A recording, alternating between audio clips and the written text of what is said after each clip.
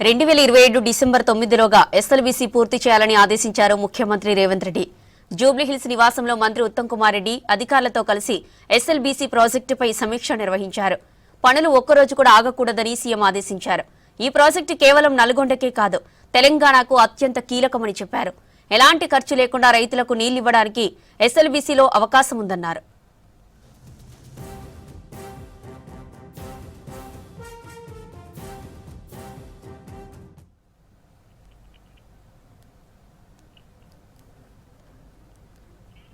శ్రీశైలం నుంచి అక్కంపల్లి రిజర్వాయర్ వరకున్న సమస్యలపై తక్షణమే సమాచారం ఇవ్వాలని ఆదేశించారు.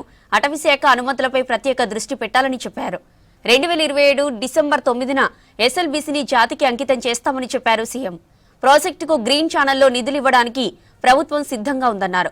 సొరంగం పనుల కోసం కాంట్రాక్టు సంస్థ జేపీ అసోసియేట్స్ అన్ని పరికరాలు సిద్ధం చేసుకోవాలని చెప్పారు. కాంట్రాక్టు సంస్థ ఒక్కరోజు పనులు ఆలస్యం చేసినా ఒప్పుకునే ప్రసక్తే లేదన్నారు రేవంత్ రెడ్డి. ఇక సింగరేణి నిపుణుల సేవలను వినియోగించుకోవాలని సూచించారు.